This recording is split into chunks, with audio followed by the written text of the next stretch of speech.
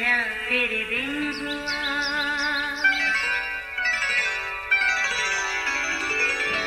नया फिर दिन हुआ, पुरानी रात का करे सो शुक्र हम खुदा की जात का, खुदा की जात का नया फिर दिन हुआ। आज की आयत। उसकी माँ ने खादमों से कहा, जो कुछ ये तुमसे कहे वो करो। यूहन्ना 2:5 आयत। अजीज़ों, हमारे माशरे में खुशियाँ मनाने के अपने अपने रंग ढंग होते हैं। हर कोई अपने अंदाज से मनाता है, जिस पर कोई पाबंदी नहीं या किसी की अजारादारी नहीं। पर शादी ब्याह के मामले में हर कोई अपनी हैसियत से इनको तरतीब देता है। इस खुशी के कई रूप देखने को मिलते हैं, जिसमें मुकाबलेबाजी का रंग अक्सर नुमायाँ होता है। असल में शादी ब्याह ही ऐसा मौका होता है जिसमें बाज़ साहिब हैसियत को अपनी असलियत दिखाने का मौका ही तब मिलता है जो वो अपना हक समझते हैं।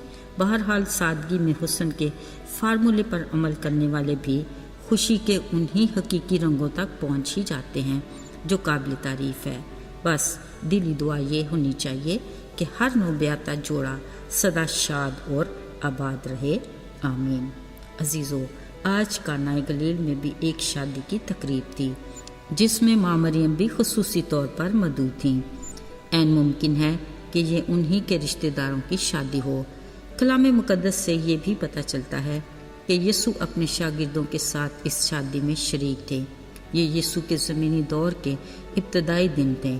अभी शादी की तकरीब अपने पूरे अरूज पर थी कि अचानक पता चला कि मेहमानों को पेश की जाने वाली मै ख़त्म हो चुकी है। अजीज़ों, ये बात तो खासी परेशानी वाली थी, मगर हैरत वाली बात ये थी कि यीशु की माँ मरियम ने ये बात मेज़बान को बताने की बजाय यीशु को क्यों बताई। यीशु ने जवाब में कहा, आए औरत, मुझे तुझसे क्या काम, मेरा अभी वक्त नहीं आया।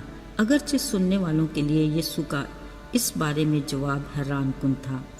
असल में माँ मरियम को यीशु के पैदा होने पर के वो अजीब वाक़यात याद थे जिसके बारे में कलाम मुकद्दस में लिखा है कि वो इन्हीं बातों को अपने दिल में रख कर गौर करती थीं और अब तक कर रही थीं। उन्हें यीशु की इलाही कुदरत पर यकीन था, इसीलिए उन्होंने खादमों को कहा, ये जो कुछ तुमसे कहे तुम वैसा ही करो। वहाँ यहूदियों की तहारत के दस्तूर के मुताबिक 6 मटके रखे थे जिनमें 2-2, 3-3 मन की गुंजाइश थी।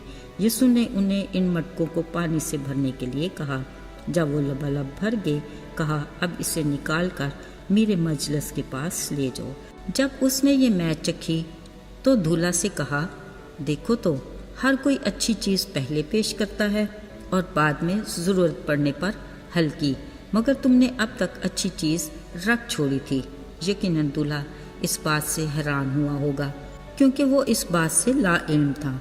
हाँ, अलबत्ता वो खादम बखूबी जानते थे जिन्होंने महज पानी से मटकों को भरा था जो अब अच्छी मै में तब्दील हो चुका था।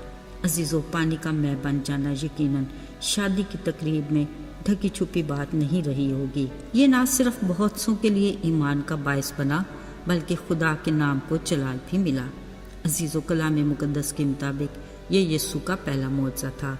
इसके बाद मौजज़ात के ऐसे सिलसिले शुरू हुए जो यीशु की सलीबी मौत से पहले तक जारी रहे।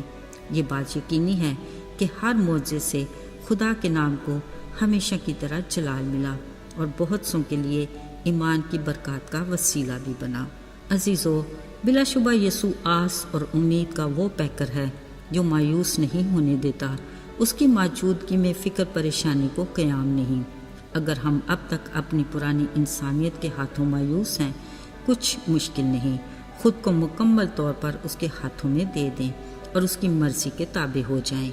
वो ज़िंदगियों को मुकम्मल तौर पर तब्दील करने की कुदरत रखता है। अजीज़ों, वो हमारा ऐसा चरवाहा है जिसके होते हुए हमें किसी चीज़ की कमी नहीं, जो ना सिर्फ हमारी जिस्मानी बल्कि रूहानी भूख प्यास का भी ख्याल रखता है। उसकी कुर्बत और रफ़ाकत की बदौलत भलाई और रहमत हमेशा हमारे साथ हैं, जिनकी बदौलत हमारी रूह और जान उसकी सुकूनतगाह में بالکل محفوظ ہے۔ آئیے دعا کریں۔ ہمارے مہربان آسمانی باپ، بڑی عاجزی اور خاکساری کے ساتھ ہم تیرے حضور میں آتے ہیں، اپنے دلوں کو کھولتے اور اپنی نیت کو تیرے سامنے رکھتے ہیں۔ کوئی ایسی رکاوٹ جو تیری رفاقت میں حائل ہے اسے نکال باہر پھینک، ہمیں اپنے عرفان اور پہچان میں آگے بڑھا، اور ہر روز ہمارے لیے اپنے حضور سے تازگی کے دن لا۔ یسوع کے پاک اور مبارک نام میں آمین۔